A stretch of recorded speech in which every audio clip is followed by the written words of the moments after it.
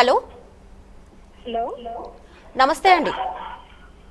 Good afternoon అండి. Good afternoon చెప్పండి అమ్మా. డాక్టర్ గారు ఉన్నారు, మాట్లాడండి.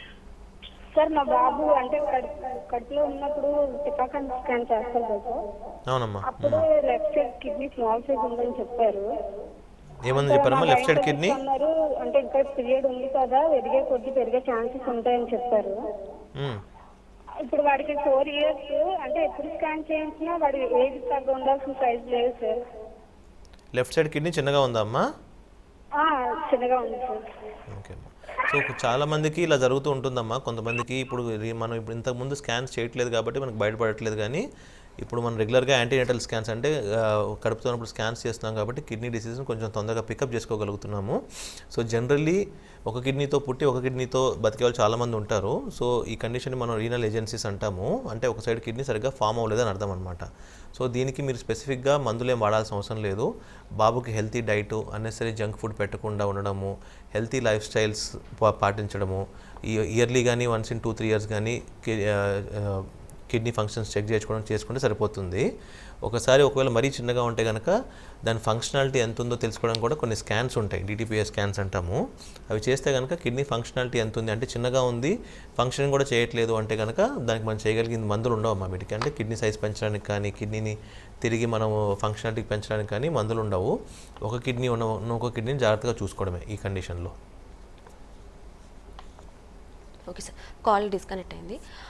సార్, ఇప్పుడు కిడ్నీ ఫెయిల్ అయితే మనకి శరీరంలో ఏ ఆర్గన్ ఇంకా ఎఫెక్ట్ అవుతుంది? ఏ ఆర్గన్ అయినా ఎఫెక్ట్ అవ్వచ్చు అండి. కిడ్నీ బాగా ఫెయిల్ అయితే కనుక యూరియా అనే పదార్థం ఎక్కువ పెరిగింది అనుకోండి బాడీలో, బ్రెయిన్ పైన ఎఫెక్ట్ పడి ఫిట్స్ వచ్చే అవకాశం ఉంటుంది. కిడ్నీ బాగా ఫెయిల్ అయినప్పుడు హార్ట్ పంపింగ్ వీక్ అయ్యి హార్ట్ ఎఫెక్ట్ అయ్యే అవకాశం ఉంటుంది.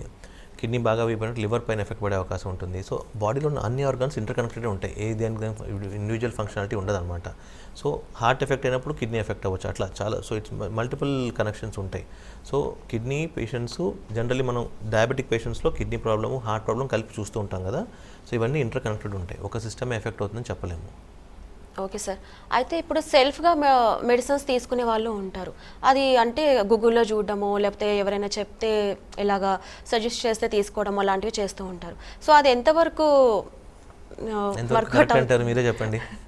అంటే కరెక్ట్ అయితే కరెక్ట్ కాదు. ఎందుకంటే ఏమవుతుందంటే అన్ఆథరైజ్డ్ మెడికేషన్స్, ఫర్ ఎగ్జాంపుల్ మీకు ఒక చిన్న ఇన్ఫెక్షన్ వచ్చింది అనుకోండి, you don't know what to do. మీరు బయటకు వెళ్ళి యాంటీబయాటిక్ అడుగుతారు. ఒక ఇన్ఫెక్షన్ వచ్చినప్పుడు ఇన్ఫెక్షన్ క్లియర్ అవ్వడానికి 5 days యాంటీబయాటిక్ ఇవ్వాలి. మీరు 2 days తీసుకుంటే సిమ్టమ్స్ తగ్గిపోతాయి. సిమ్టమ్స్ తగ్గిపోతే మీరు ఏం చేస్తారు, నాకు తగ్గిపోయింది అనుకొని యాంటీబయాటిక్ కోర్స్ కంప్లీట్ చేయరు. అప్పుడు ఏమవుతుంది, ఈ యాంటీబయాటిక్ నెక్స్ట్ టైం పనిచేయదు. Next time you to go for higher antibiotic.